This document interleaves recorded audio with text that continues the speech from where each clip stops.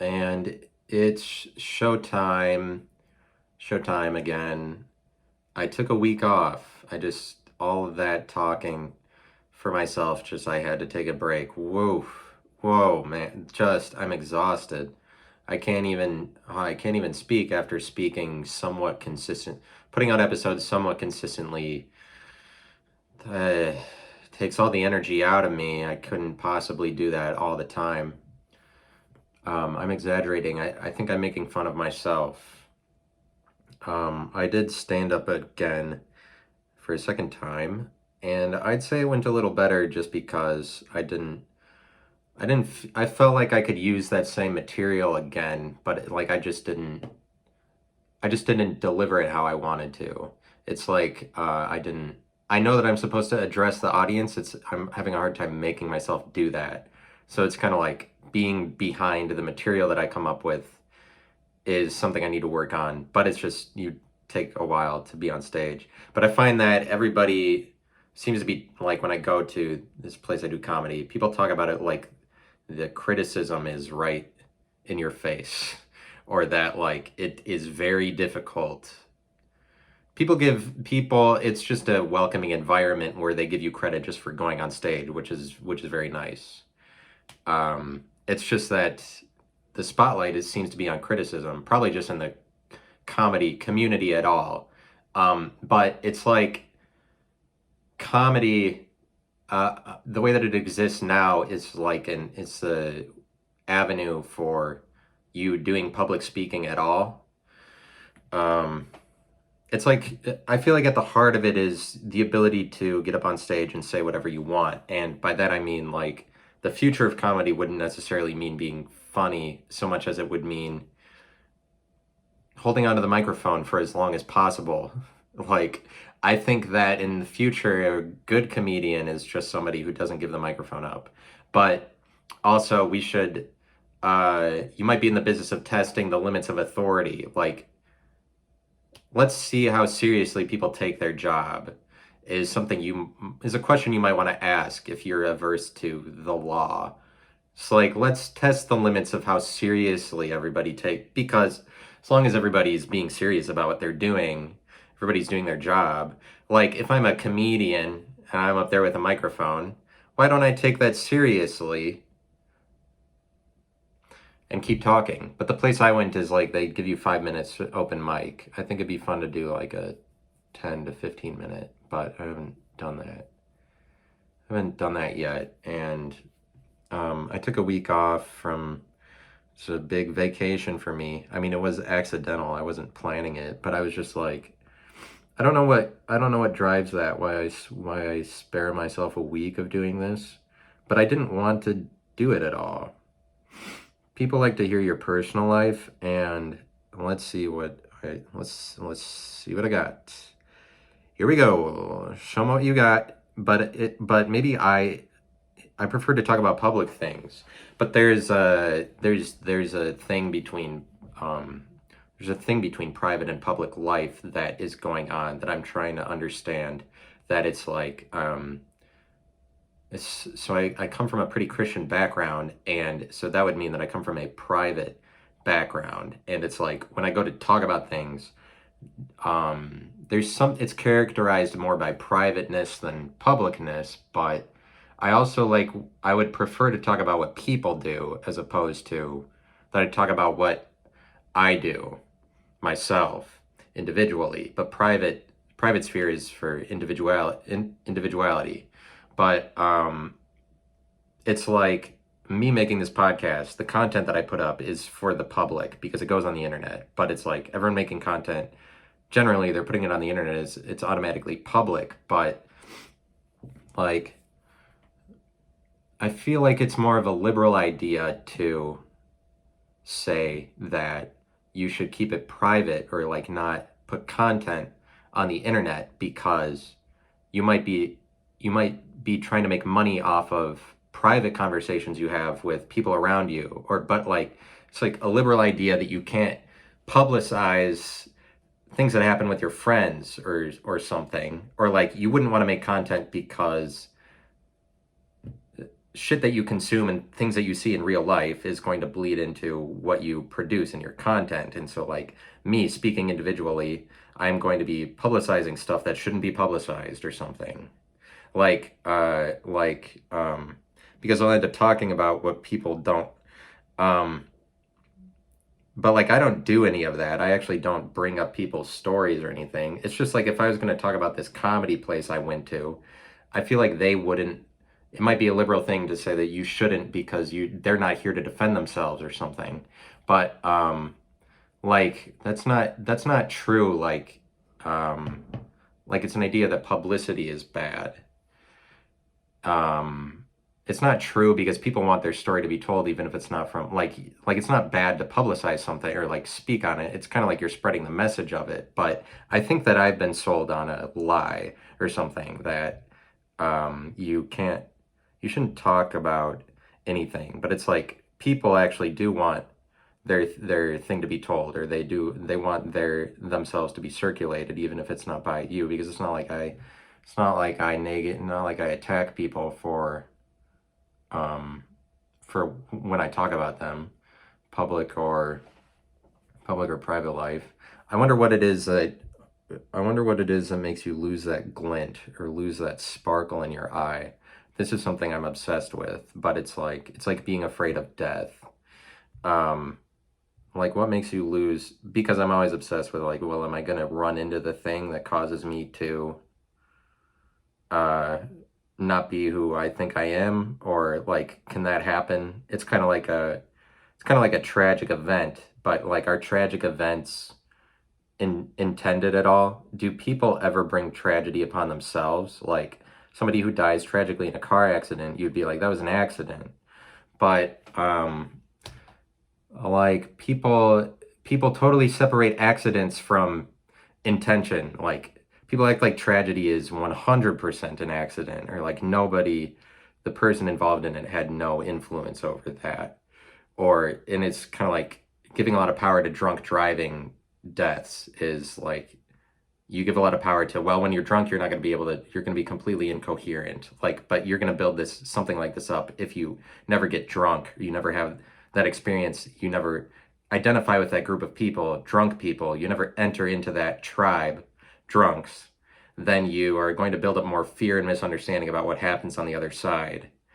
And like people do this with drunk driving, especially older people that are just watching the local news and hearing lots of horrific stories about it, when it's like it's actually more controllable than the public perception that you could drive when somewhat inebriated. It's more controllable than that, like you can't do anything. It's just that the people that cause drunk driving deaths are usually shittier than well, I mean, I don't know what it is, but you might just play into like, well, I'm so drunk that I really can't do anything, because some people will give the power to the alcohol so much, give it the blame so much that they're like, I really am totally out of control, I can't do anything, and then that carries over to like they start driving. That like some people like to play up that they are a drunk, and this might lead to them causing accidents even on the roadways. But like if you're not in control, it's just that people don't give enough credit to a kind of person that's able to separate themselves from reality, or separate themselves from their body even. And it's kind of like a fear of intelligence that the world has, and a fear of intelligence that drives the country to put so much stock in an education system that makes everybody equal under the law, basically equates everybody's intelligence to the same thing, where everybody is treated the same, treated like they have the same level of intelligence, like that the education system happens and it makes everybody equal, that like dumb and smart people are kind of all the same in a classroom, is kind of like in No Child Left Behind, like everybody's the same, everybody has the same opportunities for intelligence, like there aren't different levels of it. I think that the world has an issue with this, and they have a fear of recognizing that there's different levels of intelligence, that because it would mean that you'd have to admit that people who are dumb actually have to be dumb their entire life, but that there's people that already know more. This is something that the world has trouble admitting, I'm getting thrown off because I feel more subjected by the surrounding world in the last minute because some noise happens, and then I think that people are trying to get me to stop doing it. But now I'm just oversharing. Now I'm just revealing nuances, just not idiosyncrasies in my thing. Revealing an idiosyncrasy that I do is that I hear a loud noise in an apartment around me, and I think that people are trying to get me to stop doing this. This is something I would love to explain to you for every episode of this podcast, but I only skirt around it because you're not going to share an idiosyncrasy. This can't be, it's not like not positive for your message, or just like people don't want to hear about this inane detail or something like that, or you always got to be confident or braggadocious, and that doesn't sound very confident. But like everybody has bullshit like that they're thrown off by something stupid, and they often don't admit that. But it's like Joe Rogan's show plays out on a level that would never admit idiosyncrasies like that. Like whatever bullshit throws him off, he just has to steamroll over it and act like he's not paying attention. But somebody who's not paying attention might think that he is above being thrown off by bullshit like that. But he's probably thrown out, like, there's a certain kind of guest that he wouldn't like when they show up. But I need to deliver, like, I need to work on addressing an audience, but I kind of don't. Maybe sometimes I like to give myself areas to improve, but it's not that so much. I'm just not very good so far at stand-up. The people, I did it again, and they were like, they're trying to laugh. I just wasn't delivering it exactly clearly, so they didn't. I was having a hard time explaining the full weight of the message. Nothing wrong with that. But people have it's like an intelligence thing where they don't want to admit that. Some people know. People like to act like everybody's. I don't know. People like to act like everybody is the same level, but it comes through in that you can't like say that you're smart, because then automatically you're saying that you're above people. But it's like a private public thing a little bit. If you're holding to intelligence, this is seen more as elitism. Like, we think that intelligence has to be private or privatized, or that it isn't. I don't know what it is. I don't know what you'd say. It's just the private public thing. The point that I'm making is that there's if I do say so myself. So I was saying that for some reason I'm not being funny at all today. I'm just like come out serious. And I feel like if you were serious on stage, that's okay. It's just that you're expected to be funny. It's just that the future of it is kind of more or an oration rather than you would have to be funny on stage. The future of comedy is probably more just about public speaking. But like, if I'm taking my authority seriously, why would I give up the microphone at all? But I'm not gonna try that.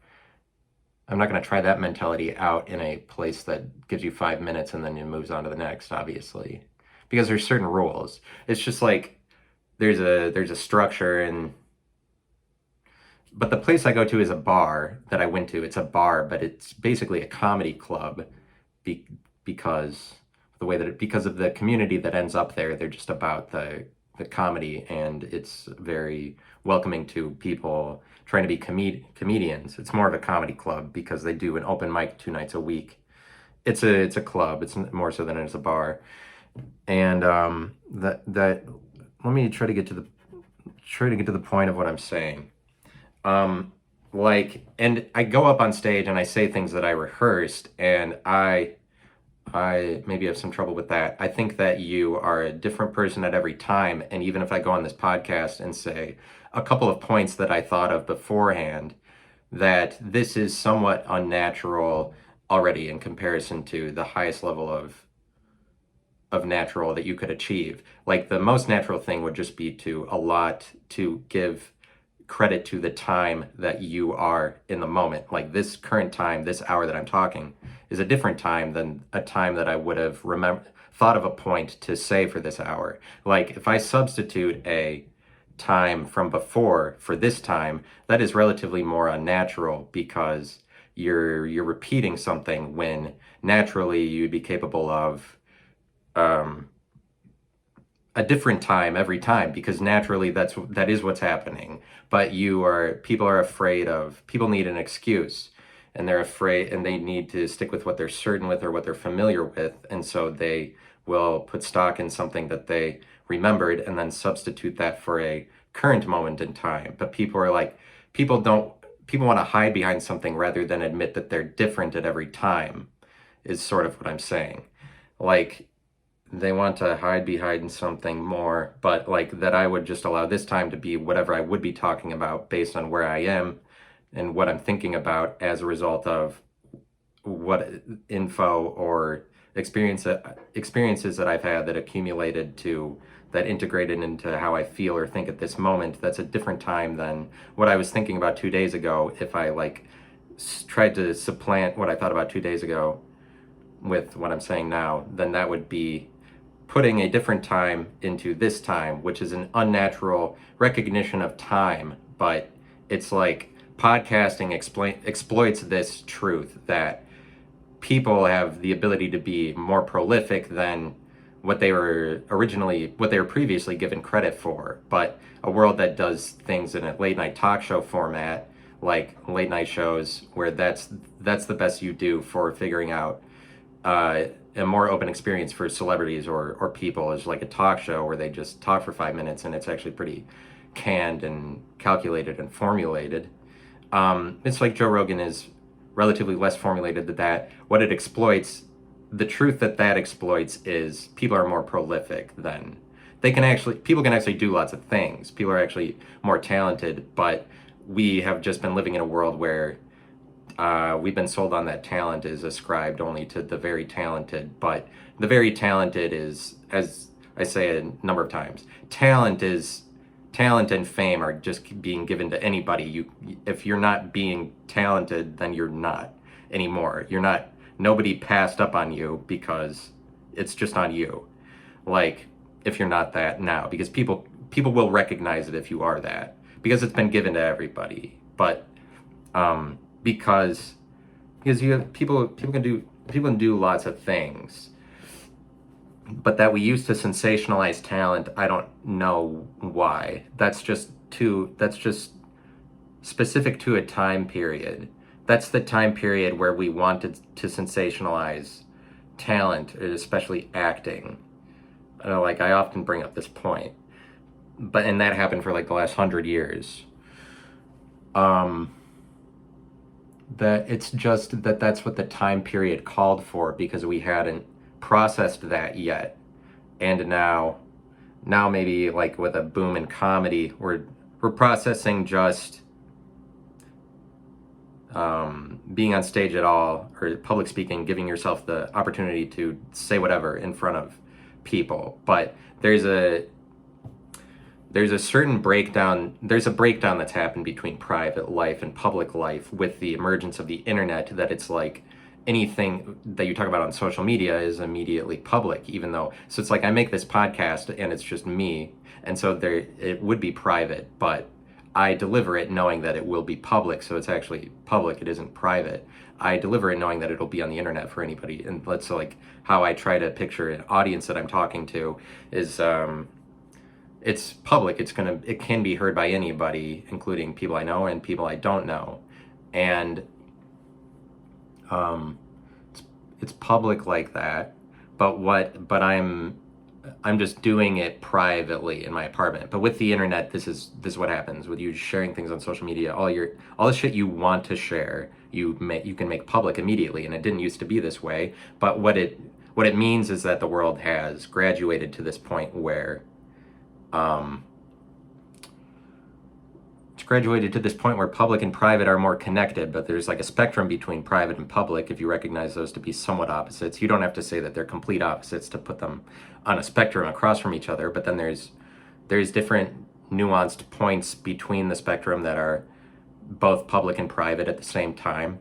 They're across the spectrum, that like the ways that you deliver things, but basically people are filling up all the spaces between that spectrum with varied explanations, varied places along this spectrum, different areas that they're exploiting, different truths that they're exploiting along the public to private spectrum, but it's being really saturated where all of these places are taken up between public and private. Like there's so much inundation with points of reference that are both public and private at the same time because of the internet, because of people putting out content that is supposedly private, but then they make it public. Like public versus private is basically not. I think what you would say about it is that they're basically not disconnected anymore, and it's kind of like the melding of a performer and an audience, that the separation between performer and audience is not really separate anymore, but this is kind of new. This is what comedy is going towards, is as best as I can tell, is that you kind of have to recognize that the separation between performer and audience isn't really there. You're talking to the audience, but like you used to be able to be sensationalized just for getting up on a stage, and this is the way that stand-up comedy used to play out, is that stand-up comedy used to play out that more in we would revere the person who was saying that they were talented a little bit more, but it's like we also thought that they were more like God. We think that a little bit less about somebody who's on stage now than we did 15 years ago, that they're like, we know a little bit more about that the person on stage is more just a human, and that they're not, rather than that they are so talented that they but it's kind of like that happens the more that people see the opportunity just to get up on stage themselves, or the more people just are involved with getting up on stage. It's kind of like there's a greater number of people who get up on stage. The comedy is more diversified over time, is the same explanation. It gets more diversified, so there's more points of reference of people talking on stage in comparison to people just sitting back in an audience, because talent is more given to everybody, but people are just like, because anybody can do that. And it's kind of like pursuing your dreams often comes down to, it's almost like it's as basic as something like getting up on stage and just saying whatever you want for 5 minutes, is like, then you did pursue your dreams.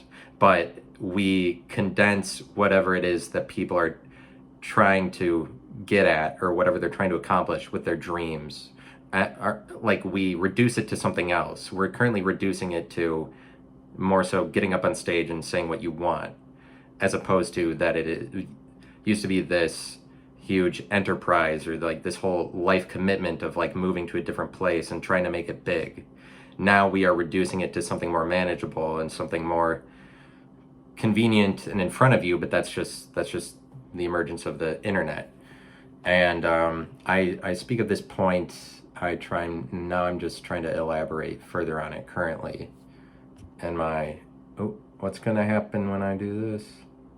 What's gonna happen when I press close? And it still records. I got the 20% warning on my phone. I didn't know if I pressed close it was gonna stop the video, but it didn't.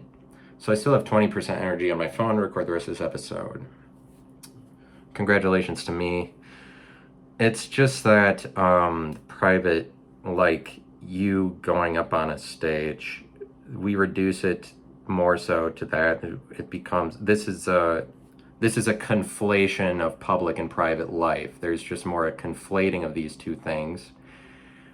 But there's like a liberal idea that you, like I would say maybe it's liberal, but it's overall I'd say it's just for pessimistic people, or people who are more giving up on their dreams. They maybe are taking this unrealistic approach to sharing things publicly, or people maybe that cut themselves off from all social media or whatever, just get angry at it and say that those people are stupid. I mean maybe it's just people who are insecure, and so they don't see themselves as sharing anything publicly, or maybe they just don't really want to, and so they advocate for you not sharing anything. People that are pessimistic, but I guess maybe to them it would be optimistic, like they want to privatize things more, like somebody who would encourage other people to not share things. This is the kind of person that I'm talking about. But like I'm sold often that like maybe I'm a bad person for making content at all, because the outside of my life bleeds into this somewhat. I don't make it a point to say events that happen, but like maybe you should, and then you're more honest, and then that's helpful. Like people want your just day-to-day activities, but that's just a different way of doing things. I make it more so that I'm talking about things that aren't related to myself, but it's like people don't always give credit to somebody who's able to separate themselves from the rest of reality or the world with this like a little bit more like intelligence, is like this. Like people act like there's a certain level that you don't get to choose. You always have to be given over to your body. For example, people are like people act like you have no choice over your sexuality, but this is a lack of recognition of a kind of person that's so detached from reality that they could separate themselves from their body. Like not a lot of credit is given to that. You could potentially have some choice over your sexuality. Sexuality is treated like you don't have any choice in a lot of cases. And like it can be a choice, and for some people it's like more choice than others if you can detach yourself from it. Like not everybody is so dumb that they just can't control what their body is doing all the time, but like not controlling what your body is doing and not like allowing yourself to just do what you would already be doing is more dumb and is more animalistic. And you wouldn't want to prevent yourself from doing that, but it's like you want to lose the illusion of control or manipulation. And that's what people say, like if you do drugs then you'll lose the illusion of control, or you'll, like if you do LSD then you'll experience an ego death, and this is the place that you need to get to in life, because you'll realize that everything is about love and unity. And this is an over exaggeration of events, I would say. Like the idea that you would figure out that everything is about love and unity, this is overblown, because that set of ideas is not for people that like to maintain individual standards more so, but people who are like more in it for themselves. And to some extent, it's like there's a lot of people that want to see somebody who's just going to do what they want, stand up for themselves and say fuck you to everybody else. But then there's people that don't like that, and they're like, everything needs to be about love and unity and collectivism. And so they maybe don't like somebody who stands up for themselves. But it's like this LSD thing where people are like, I experienced an ego death, is bullshit to some degree, or that you take LSD and everything is about love and unity. This is just for one side of the aisle, really. It's just for collectivism. It's not true. This isn't the answer. It's not like once you figure out that everything is unified, there's no answer. And people who say that they experience an ego death, that's one of the most egotistical things sometimes, the way that people explain that. Like if you're proud of an ego death you had, that's one of the most egotistical things you could do. That you're bragging about your ego and a death that it had. You're just basically saying that your ego is better than other people's because it has gone through more levels of transformation. It's very egotistical to say that that's a thing and that you have authority over it. It's really like that there's even such a thing as that is kind of bullshit, and you're like selling people on a mystical world where ego deaths can happen. Like on the other side of you taking LSD, there's a spiritualism called ego death that is going to make you, but like you can build up a lot of fear about it, but people talk about it like it's a really great thing. Like the point that I'm making is that I don't know why you would want an ego death, and also you would only be in the business of explaining yourself through ego deaths if you wanted them, or if you were like more about unity and saying that you didn't matter. Like why would you want your ego to die? You don't. The people that say that they had one especially don't. they're hypocritical, they're bullshitters. You don't, nobody wants their ego to die, especially people who are saying that they have this story of that they had an ego death, that they get to try to take credit over somebody who has no dealings with that. So they get respect automatically for entering into this world that other people don't enter into. But this people try to build up shit about themselves.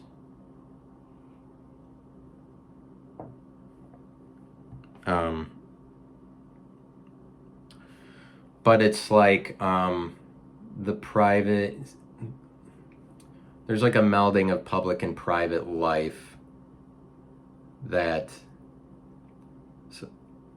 there's something that people don't really admit about it. Like there's something that, like, people act like some people act like this isn't connected when it's too late. I don't think you get to say that you're trying to keep everything in your life private, because the status for everybody is that it's public. Everybody's sharing something publicly all the time. If you hold to privatism, you can. I think that this is not as viable a religion as it used to be, but it's kind of like religion itself is taking a hit because it's harder and harder to maintain a secret society of any kind. Your secret society can just be private life, or like everything. I don't share content, I don't make myself public, but like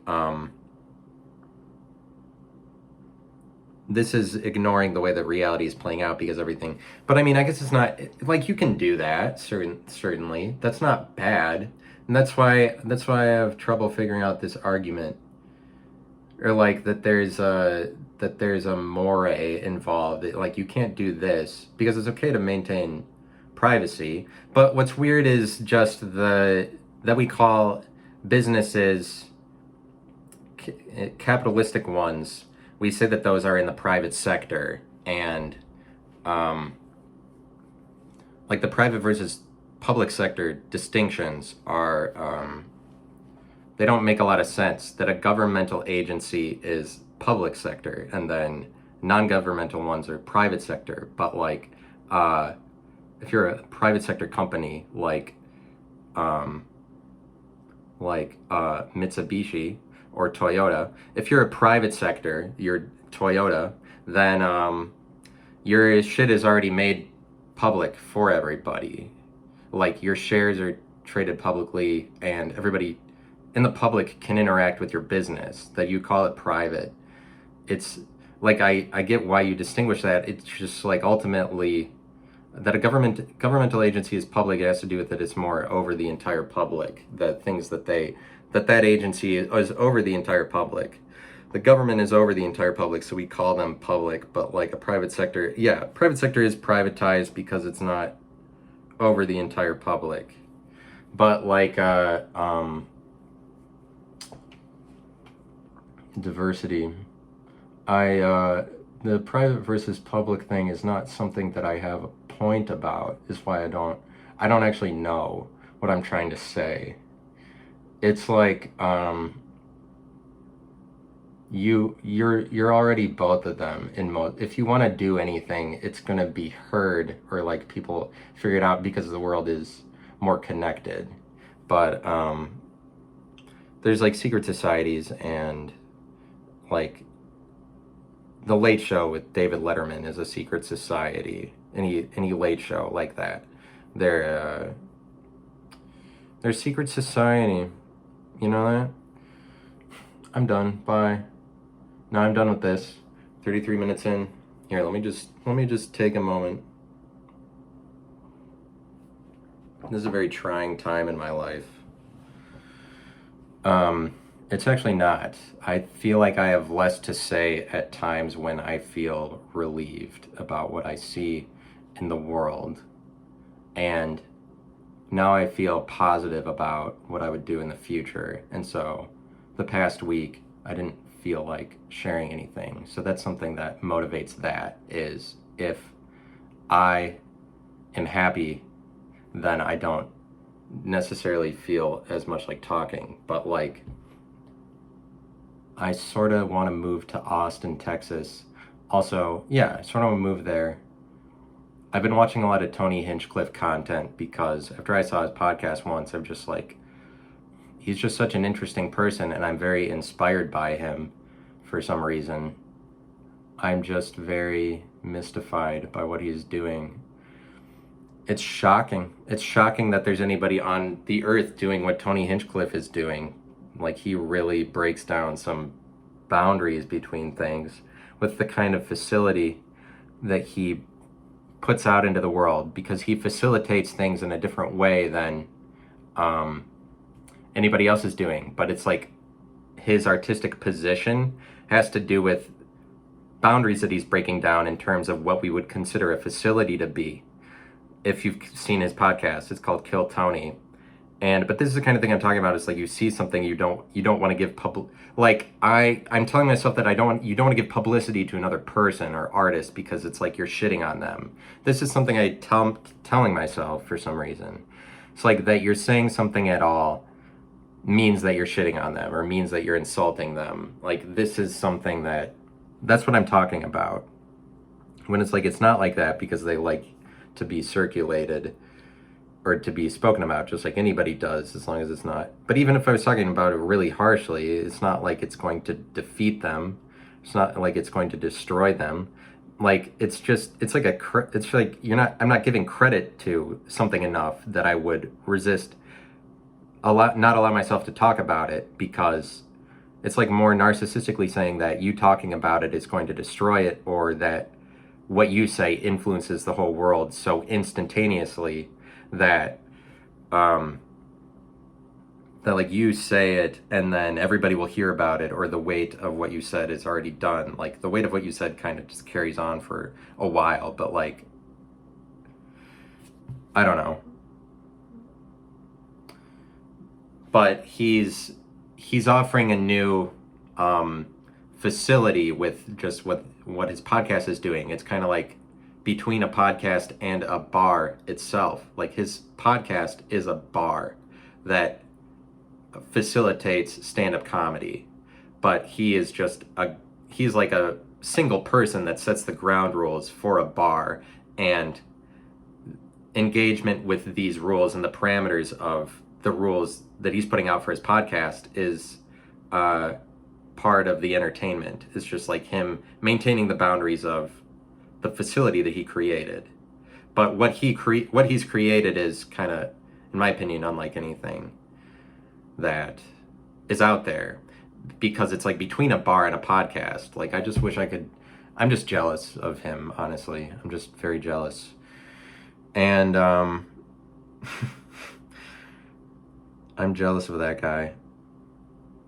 But he exploits a truth. He breaks down the boundaries of like even a building itself, that like a podcast is like a facility that facilitates a certain mentality or energy or way of speaking, that it's like you need the packaging of that or the parameters of it in order for it to be communicated at all. Whoa. What is it? Box elder bug flew by my ear. It was shocking. I didn't know that was going to happen. This is a live broadcast. I mean, it's not. It's like, yes, it's live, basically live, but then I put it out later. And what I'm talking about are facilities. Maybe that's what I wanted to talk about, but then I was forcing myself into the public versus private debate. Let me speak to it. Speaking to something is a facility. Speaking to something. I love facility. I love it. But people use a facility word like they're like, this person explains his points with great facility. They use it like that. They're like, this company has a real facility for distributing its merchandise. Like, and I feel like that doesn't explain it. It's really a facilitation rather than they have facility. They facilitate, but like a facility facilitates because it is a facility for the energy that is going on. It's like It's a facilitation, because facility means easy. Facile means easy in Spanish, but it's also like when you create a facility, it makes it easy now for that thing that you're trying to do. Now that thing you're trying to do can play out because you have an environment that has been stabilized by the building, the boundaries, the rules, the parameters, the facility, the walls, the definition, the shape, the space. You've carved out a space. You actually, now that you can facilitate what you want to do by packaging it as something. Until you do that, until you put parameters around it, you're not making it easy on yourself, because you just have amorphous, you're not explaining it. You facilitate something, you make it easy.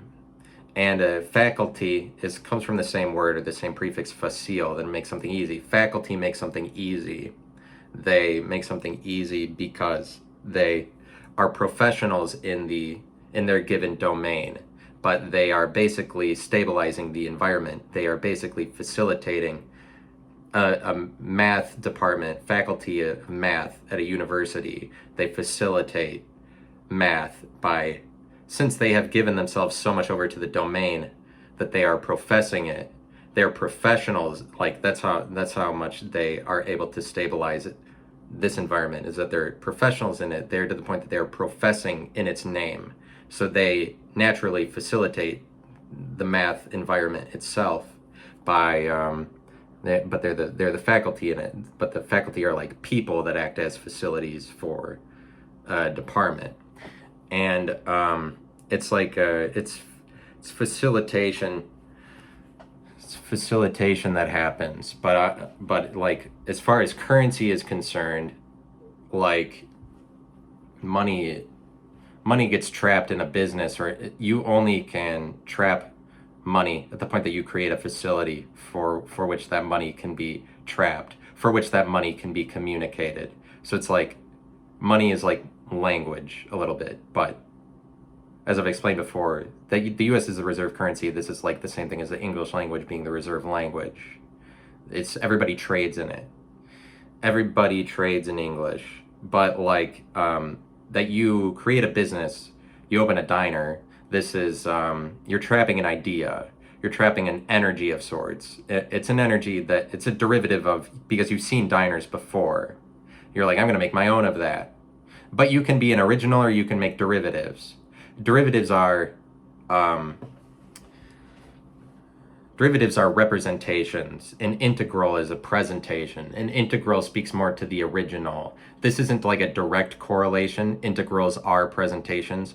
Derivatives are representations. But if you had to associate these two things with each other, you would have to choose integrals are the presentation, because integrals are the original. Derivatives are a single moment in time, reflective of one moment of time in time out of many moments for a longer and more involved presentation. But what was I saying? When you make a business, it traps current. Like you make a diner, you make a diner. That's the obvious example. That's what conservatives use to be like, anybody with a diner is going to go out of business now because of what the liberals are doing, because they're going to raise minimum wage, and this traditionally is what kills small businesses, because small businesses now have to operate by this government regulated standard that is higher than what they're able to pay, so they're going to have to lay people off.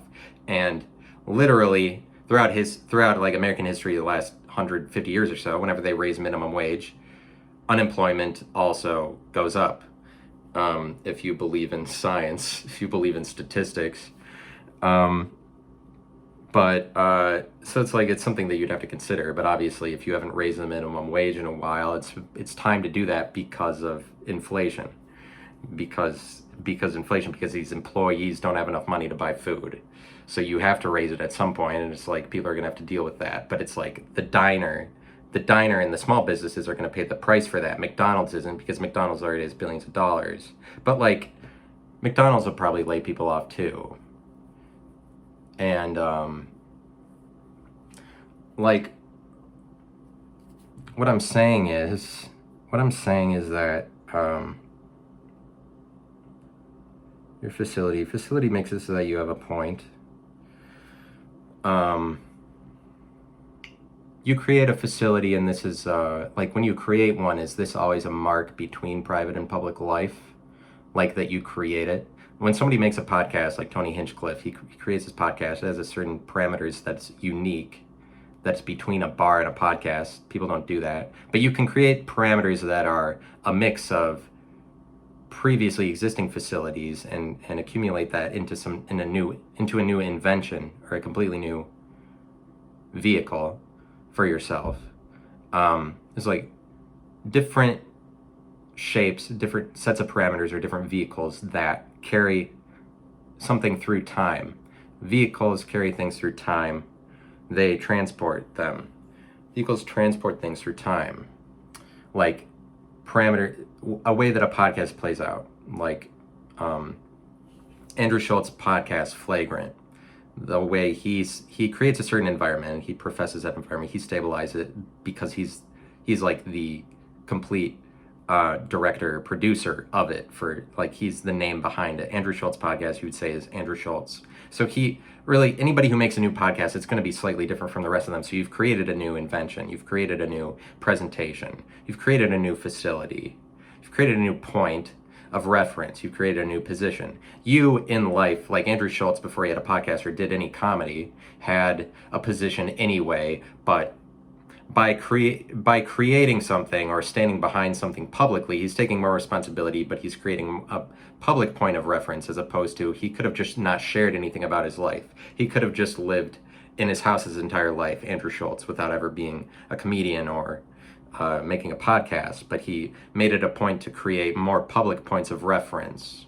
And like you as a person, you house certain ideas. It's just like you might limit the extent to which you're allowed to share those ideas, and maybe it's just a lie that people tell themselves, that you can't share things because you'll be stepping on people's toes, or it'll be like you might think that you're passive aggressive, or you might think that you're doing wrong or that you're sinning just by sharing anything, because you might peripherally explain things that actually happen in your life, and then you're doing that out of turn without the permission of people and experiences that allowed for you to produce that content. You might feel like you're speaking out of turn, but it's kind of more like, I think that that's a lie, that you would have to be deterred about making yourself public because you then you're saying that you're promotional. Like, this is something that I am thinking or working through in my life. It's like, it's not promotional.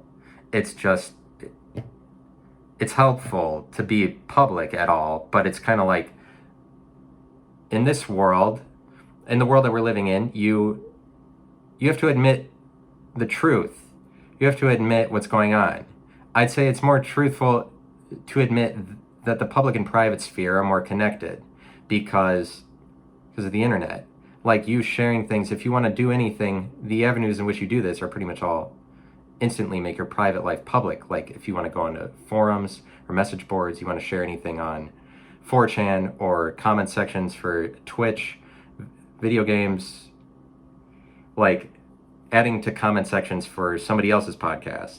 It's just that there's people that present something, they make a podcast, they create a new facility, and this is difficult to be an original and be responsible for a new thing.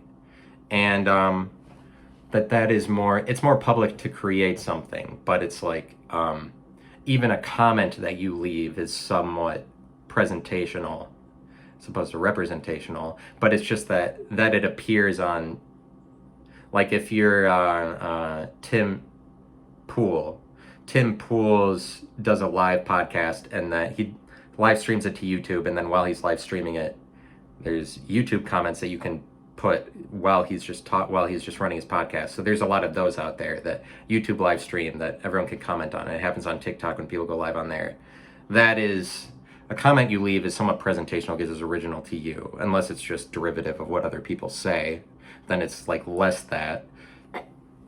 But you go up on stage more so to just say, this is what I have to say, then you are becoming more public. It's just like a pessimism that prevents people from sharing things, and it's just this basic negativity that pervades everything, that don't trust yourself, don't share it. And like, one of the new ways that people say that you're not one of the new ways people come up with to deter people from sharing things or pursuing their dreams, quote unquote, pursuing what they want, is to say that things need to be private, or like you are unfairly representing people or something. People, they're the negative people, the pessimistic side of things, which I often would equate with leftism, but it's not leftism, because there are leftists that are actually progressive. I would call this behavior not progressive.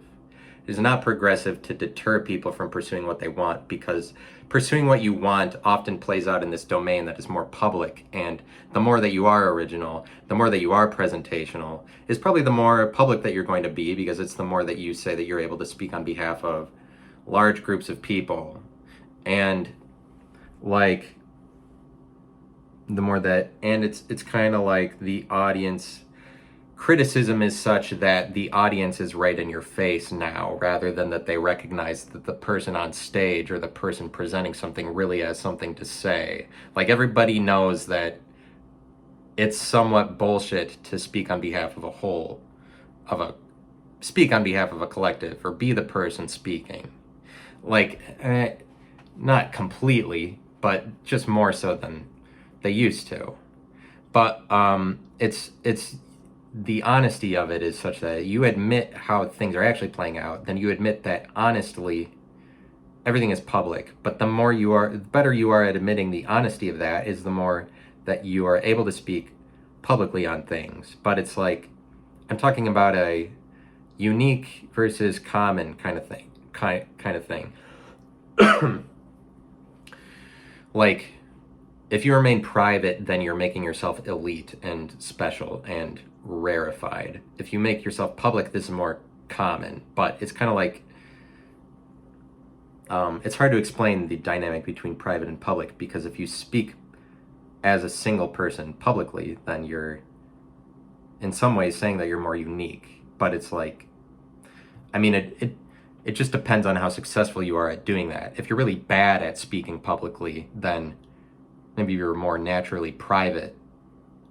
But, and there's people that are private, people that are public, but this gets mixed up when you see that. This gets mixed up if you give a lot of credit to whatever people perceive of you, or if you try to figure out the way that people see you through their eyes. Or like if I go up on stage and then I think about later, what did people see, or I wonder what they thought of me, and then I place words in people's mouths, basically.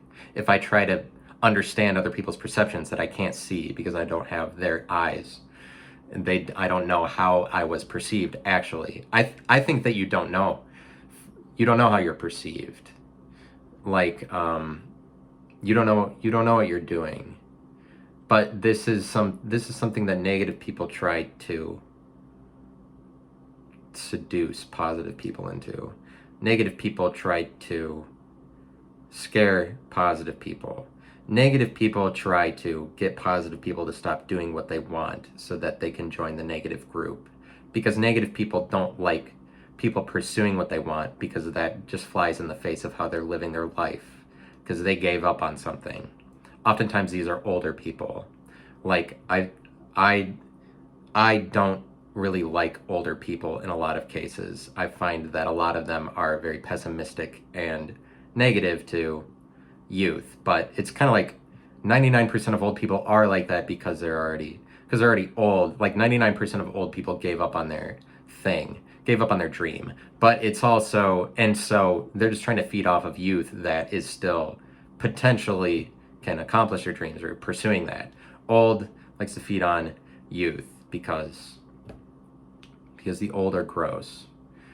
I mean, it's not like all old people are like this, but I think in the generation that came before us, like boomers, generation older than me, talent was more rarefied, that they would have been able, like, you had to go through a lot more to actually pursue a dream.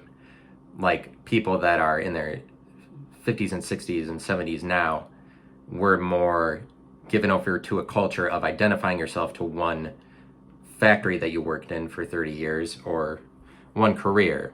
But now everything is more agent, and millennials are just like, I'm going to do a new job, and you have the potential to do new things all the time, or just pursue what you want because we're a lucky generation in that respect. So older people are more characteristically like, they're going to try to make you feel bad about doing what you want. But negative people will come up with anything that, as long as it is a lie that could possibly convince you to stop, if they're truly negative. Truly pessimistic people just never stop being critical. But it's just, this is one of the groups of people, is like somebody, they're already critical forever because they're not going to pursue what they want or something. But like, maybe that's just how they like it. Because some people like to be on the sidelines and critiquing everything that everybody does. It's just that, like, you go up on stage now, criticism is right in your face, and critics are more likely to just be like, well, you have to really want to say it, or else we're gonna bullshit you out of existence or something. Like, critics, and it just has to do with a recognition of a connection between private and public life, more so, where the audience can say whatever about the speaker. I feel like the speaker audience is closer than it used to be. This is partially what I'm saying. And let me go an hour, I guess. I'm just thinking about, like, I title this episode Private and Public. That's not a sexy title. So then the views will not be very high. It's not a sexy title. Private, public, just like publicity. I like publicity. Publicity. A facility is more public than, like, if you open your own business, it's more public than if you didn't. It's relatively more public to make anything at all. So that's why it's a little bit weird that we call businesses the private sector just when they're not governmental. It's not really that. Like, that's not the most accurate way of describing it, because it's public if you made something at all. 99% of people don't even open a business, or, I mean, it's more, the rate of that is higher now, is what I'm explaining. Because you make a podcast, it's kind of like your own business, your own enterprise, depending on how much you want to commit to it.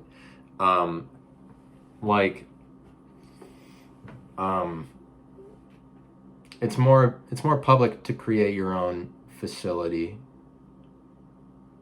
It's just like, if you make a business at all, then this is more public. And it's that you would call that private. It's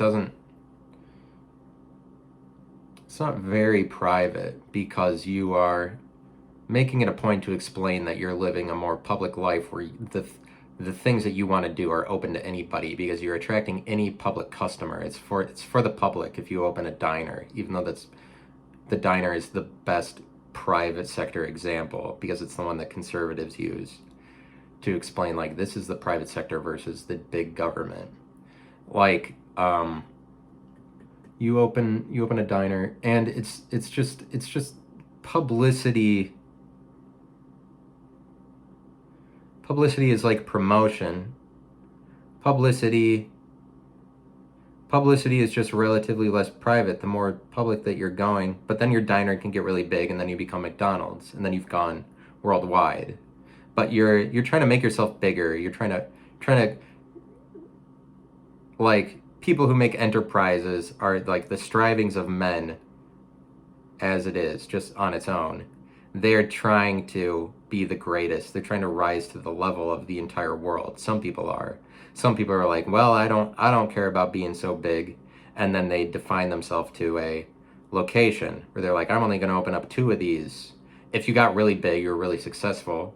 You can stop at whatever level of publicity that you want. Like, you can make your diner really public. If it's successful, then you open like 30 of them, then you just keep growing. If you find that you can do that. A lot of people keep themselves reined in. But any comedians do this if they just stay in one location, or just only play to one bar or 2 bars. You can get defined to a facility as a comedian, just to one bar where everybody likes you. Where you're like, oh, you kill here, you never leave. You like the certainty of that, and then you get defined to that location. And it's just like, it's an unwillingness to go more public. But is it always good? I feel like this is stigmatized by people who hate money. It's like, no, you can't just make it, Because people who hate money hate franchises, and they're like, corporate America. Like, they hate TGI Fridays, like, for being across the country. Like, those fuckers just want money. This is stigmatized, going more public. That's what I'm talking about. But it's just negativity that's circulated by negative people to tell you to not trust yourself. So, like, don't go, because you are not that great, is what that sentiment would also say. You're not great. You don't get to be, you're just a white guy, that kind of thing. You're just a white guy. I think that this white thing is pretty funny. The white thing is funny because you might as well say, like, there's shoes on your feet. Like, if someone calls me a white guy, which is just lots of that at this time period, calling white people white. Like, oh yeah, there's a mattress in my house too. There's a coffee. I bet this guy, look at this guy, he's got a coffee maker in his house. I bet he's got a TV in his house. I bet he's got a nose on his face. It's like the laziest insult. But, I mean, I get it. The point is that I'm supposed to hear, you tell me that I'm white, then I'm supposed to think about how I owned slaves 130 years ago. And you're like, oh, you're right. But it's really just racist. It's as racist as that you are unnecessarily bringing race into the picture. And it's only white people that say this. It's only white people that police other white people to remember that they're white. And these are racist white people that do this. Because they're bringing race into the picture that you don't need to. But it's just woke white people that think that they get to speak on behalf of black people. So they're like, well, that we need to make up for what black people feel when they don't have the experiences of black people. And so they're like, let's call everybody white. You're just adding race to the picture, but it's like saying that yeah, it's white people that are woke that are like, you can't say this, but it's just fear that they have of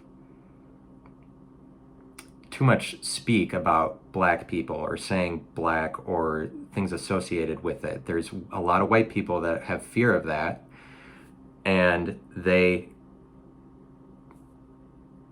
I don't know, it seems kind of like Aryan race type of bullshit where they want to promote whiteness. If you keep calling white people white, it's like, what are you saying?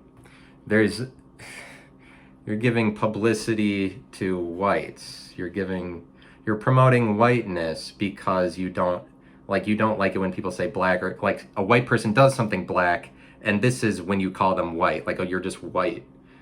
But like, this is only white people that tell themselves they have the authority on blackness to point it out when it happens, to be like, oh, that looked black, so I'm going to call you white.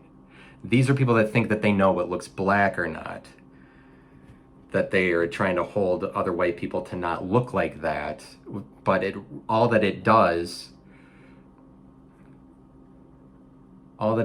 is create this heightened tension, more so than it needs to be, between races, where you think that something needs to be corrected at the point that it's a racial thing that you don't like. It's very, like, white people that do this are acting on subjective impulses that, I mean, it's not, yeah, it's basically what I think about it.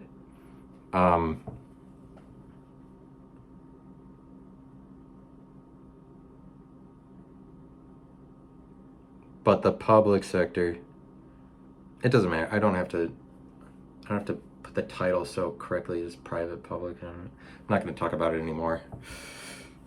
People are hearing me, I think. I think people heard it. I think somebody heard it. But, you know what? Live your life. Hey. It's a decent song. I don't know. I'll talk about something else next time. Goodbye for now, but just for a little while now. Just for a short time is goodbye for. Talk to you all later. Goodbye.